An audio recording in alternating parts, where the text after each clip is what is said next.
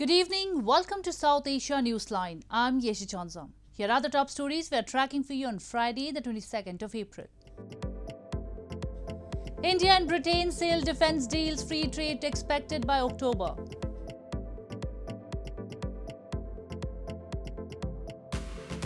Taliban United Nations condemn deadly blast by Islamic State in 2 Afghan cities. And Maldives bans India out campaign citing threat to national security. And now for all the details. India and Britain signed a new defence cooperation agreement after a meeting between Prime Minister Boris Johnson and his Indian counterpart Narendra Modi in New Delhi on Friday.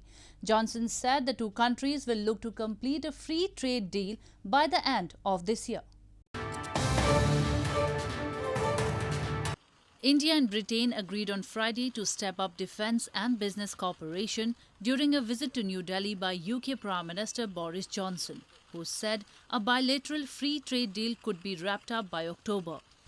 On his first visit to the Indian capital as the Prime Minister, Johnson discussed with his Indian counterpart Narendra Modi ways to boost security ties with India, which buys more than half of its military hardware from Russia. They reviewed the implementation of Roadmap 2030 and discussed economy, climate and people-to-people ties. Johnson said Britain will help India build its own fighter jets. The two sides also signed agreements related to energy partnerships and agreed to reduce tariffs on mutual imports. The UK is creating an India-specific open general export licence, reducing bureaucracy and slashing delivery times for defence procurement. We've agreed to work together to meet new threats across land, sea, air, space and cyber, including partnering on new fighter jet technology, maritime technologies to detect and respond to threats in the ocean. Meanwhile, Indian Prime Minister Modi stressed on dialogue and diplomacy in the Russia-Ukraine war to reach an immediate ceasefire and resolve the conflict. Earlier in the day, Johnson paid floral tributes at the memorial of India's freedom movement leader Mahatma Gandhi in New Delhi and was presented a memento. Security forces killed at least 6 terrorists in 2 separate encounters in India's Jammu and Kashmir territory, police said on Friday. The encounters come days ahead of the visit of Prime Minister Narendra Modi in the region. This would be his first visit to the territory after the government revoked its special status in 2019.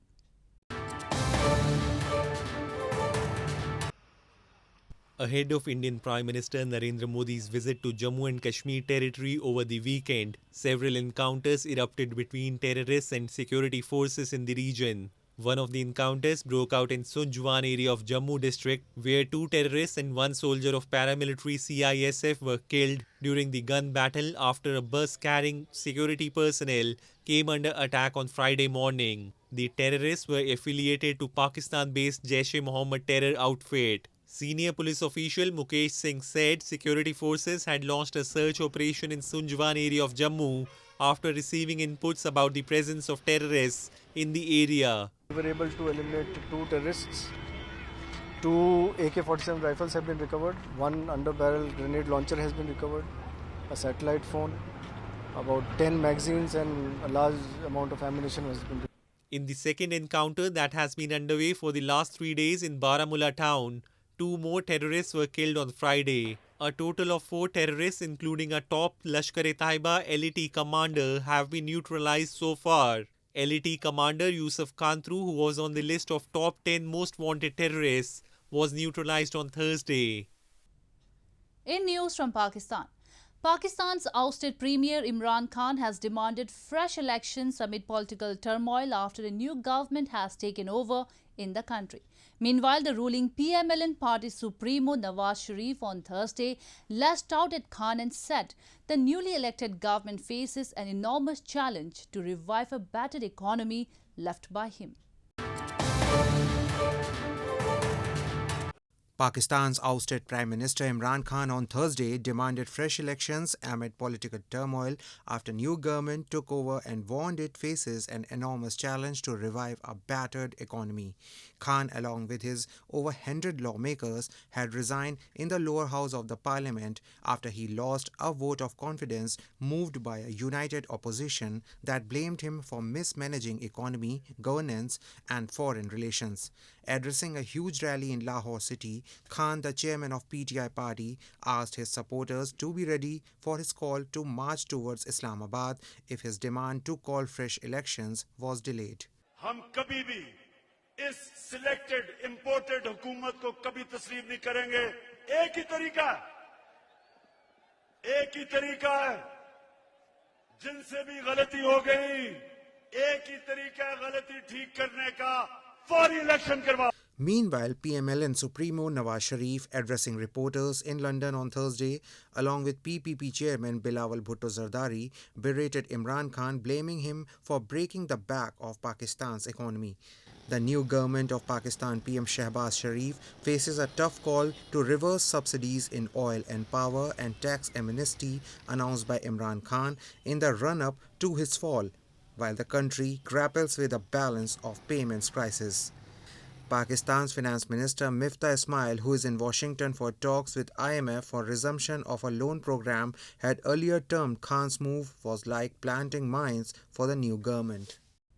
In news from Afghanistan, the Taliban and the United Nations have condemned Thursday's explosions in Afghanistan's northern Mazar-e-Sharif and Kunduz cities that caused at least 22 casualties. Militant group Islamic State claimed responsibility for both the attacks. The Taliban has said those responsible will be found and severely punished. The Taliban and the United Nations have condemned explosions at a Shiite mosque in the northern Afghan city of Mazar-e-Sharif and another blast in Kunduz city, targeting a van of military mechanics that also caused at least 11 casualties on Thursday. Militant group Islamic State claimed responsibility for both the attacks. The explosions happened during the Islamic holy month of Ramadan and 2 days after blasts tore through a high school in a predominantly Shiite Hazara area in western Kabul, killing at least 6 people. Richard Bennett, the UN Special Rapporteur for Afghanistan, said systematic targeted attacks on crowded schools and mosques calls for immediate investigation and accountability. Taliban spokesperson Zabiullah Mujahid said those responsible will be soon found and severely punished. The Shiite community, a religious minority in Afghanistan, is frequently targeted by Sunni militant groups, including Islamic State.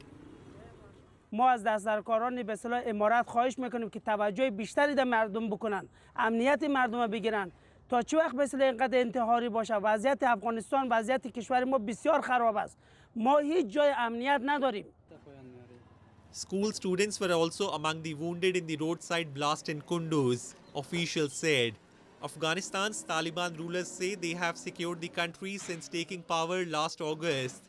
But international officials and analysts say the risk of a resurgence in militancy remains, and the Islamic State militant group has claimed several attacks. Moving on, Maldives President Ibrahim Mohammed Solih has issued a decree banning India Out campaign that has been roiling the country for months, citing a threat to national security. The campaign, first led by a social media activist, is now led by former President Abdullah Yameen, following his release from house arrest after a top court overturned a money laundering and embezzlement conviction, allowing him to potentially make a return to politics.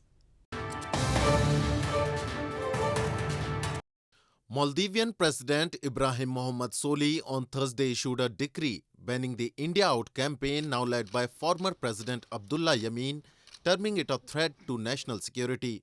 Titled Stopping Campaigns That Incite Hatred Against Various Countries under Different Slogans, the decree makes a specific mention of the India Out protests as an organized campaign which aimed to disrupt relations between New Delhi and Malé and destabilize peace and security in the region. President Solih also ordered the removal of all banners from Abdullah Yameen's residence and the headquarters of Progressive Party of Maldives (PPM), seen as being closer to China. Former Maldives President Yameen, jailed on corruption charges, returned to politics with campaign against Indian influence in the country. Worrying New Delhi, which is battling China for supremacy in its own backyard. He wants to cancel defense deals signed with India, with which Maldives shares decades of close and friendly ties. Yamin alleges New Delhi has developed a major military presence in archipelago of the coast of Sri Lanka, claims the ruling party denies. During his term, he made Maldives a part of Beijing's Belt and Road Infrastructure Initiative, a program the United States sees as a way to trap smaller countries into debt.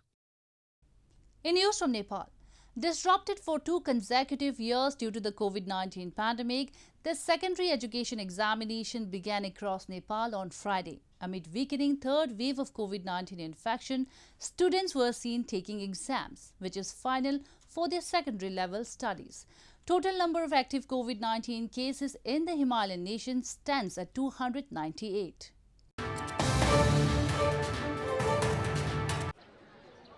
Secondary education examination in Nepal began on Friday, with students appearing in person as the COVID-19 wave in the Himalayan nation continues to falter. Disrupted for 2 consecutive years due to the 2 waves of coronavirus infection and passing with the third one, students thronged to examination centers to attend the exam, which is final for their secondary level studies. Earlier for 2 years, 2020 and 2021, the National Examinations Board, which has been conducting the final exams annually, had recognized schools' internal assessments of students for secondary education examination results due to the pandemic. डर पनि आफ्नो ठाउँमा छ तर excited चाहिँ धेरै छौं किनकि हामीले आफूले दिन पाइराछ फिजिकली अब हामीले यतिकै दिन पाए भए चाहिँ कोरोना टाइम भए चाहिँ हामीले त्यति भ्याल्यु हुन्थेन यतिकै फिजिकली हुँदाखेरि चाहिँ हामीले धेरै राम्रो भइराछ है किनकि आफ्नै क्षमताबाट चाहिँ हामीले नम्बर पाउने छौं त्यसमा चाहिँ हामी धेरै खुसी छौं. As many as 514,967 students from 11,615 schools are attending the examination with compulsory English as the first subject. Millions of Nepali students in the earlier year had received both the dosages of the anti-COVID vaccine, which as per officials has ensured the smooth commencement of exams. All COVID-19 health protocols are followed, authorities said.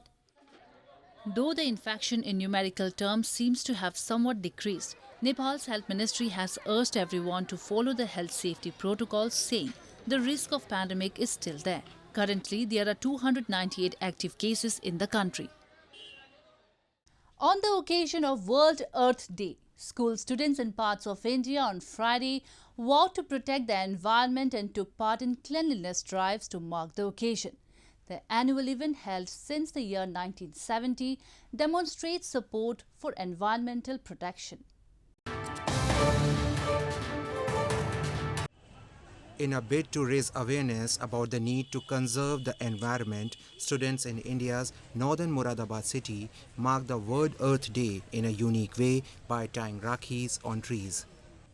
Rakhi is a symbolic holy thread which a sister ties ceremoniously on the wrist of her brother as a mark of revered bondage and a vow to protect each other.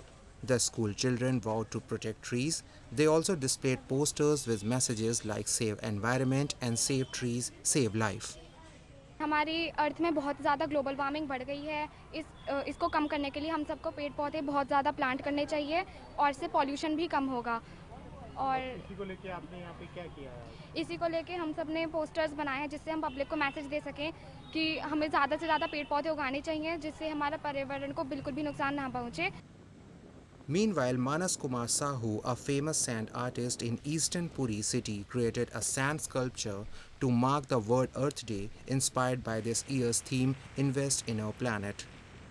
Meanwhile, school students and NCC cadets took part in a cleanliness drive organized by a local administration on the bank of River Ganga in northern Prayagraj city. Earth Day is widely acknowledged as the world's largest secular celebration, with over 1 billion people participating each year in a day of action to improve human behavior and implement global, national and local policy reforms to protect the environment.